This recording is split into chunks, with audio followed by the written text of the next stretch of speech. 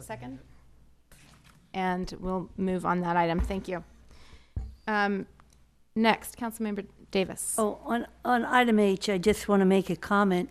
We've all heard about the destruction of the two pop-up skate parks under Caltrans property, and we've worked diligently with these skateboarding people to find a place within this square mile. And Public Works has come up with what I consider to be a brilliant idea that will not cost us any money. Is that correct, Maurice? If we can get this from the park bond?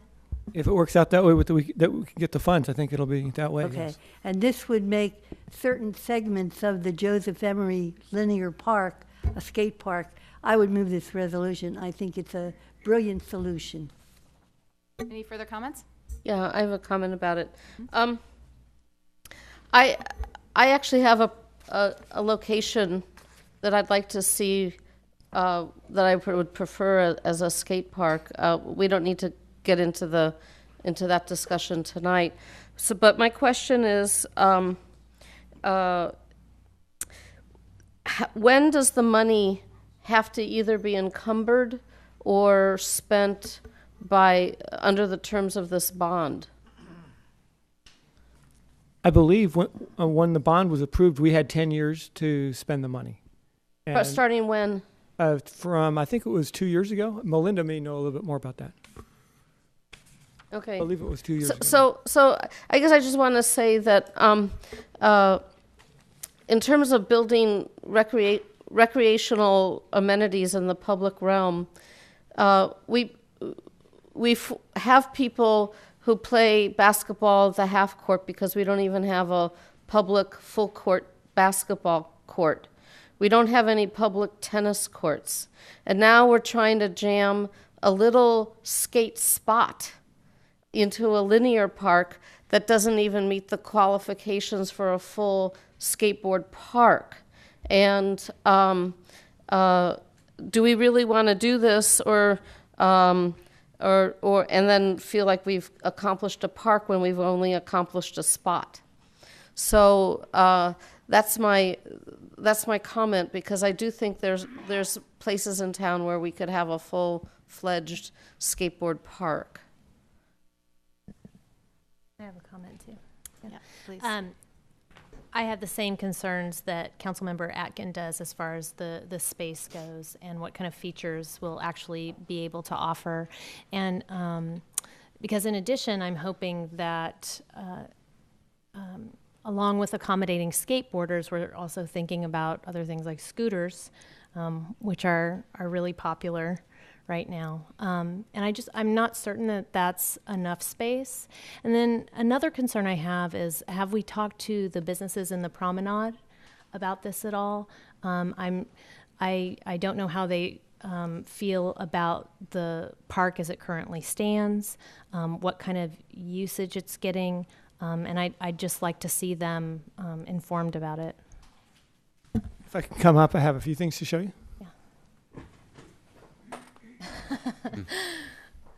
Just happen to have it.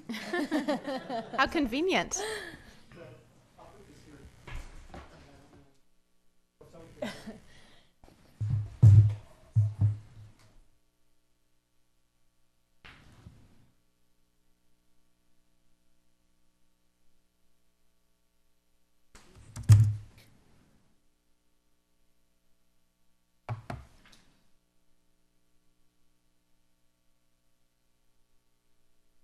So I've put a lot of thought into these same issues myself. The linear park as it is right now gets used by some of the cyclists that go through there, but I think it really needs some more use down there to kind of activate that space. Today at lunch I was down there and I saw a couple people, homeless people, just sleeping on the benches. I see some people using the picnic tables that are there, but they typically just leave their trash and they think they're going to have the bus boys come and clean up after them. I just think it could use more activity down there. We've talked with the skaters, and they seem to think there's enough space to work in some features into the park. This diagram I have here is a very, very rough scheme of what could be done down there, essentially trying to activate the entire linear space with different skate features.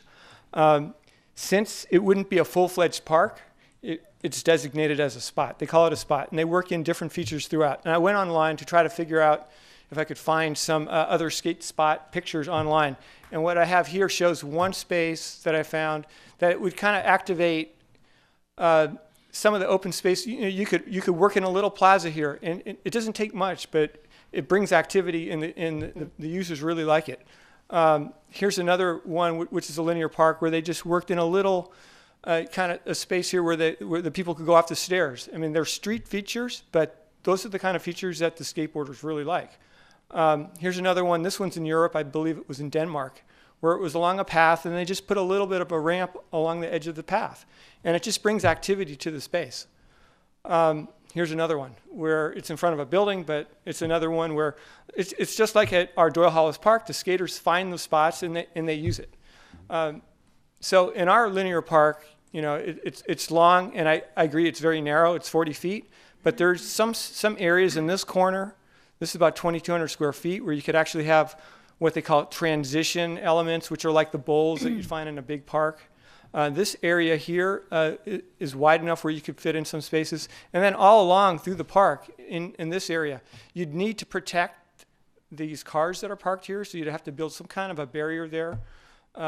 We probably would need to move some of the landscaping around, but what I'd like to see is somebody that really knows skateboard design look at the park and come up with some ideas that are appealing, as well as what people like to use, and just work with the skateboard community to see whether or not we could do something that's worthwhile on there. And as far as your question about the promenade, there's a lot of vacant space there, and if there's a lot of skating activity here, I mean, there could be a possibility of a skate shop opening up in one of those spaces. So Sure, but I want to make sure that they know about this. Yeah.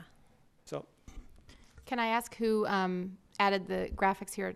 So when Pixar was building the park, I had spoken with a couple skating companies that were calling me. They're calling me all the time.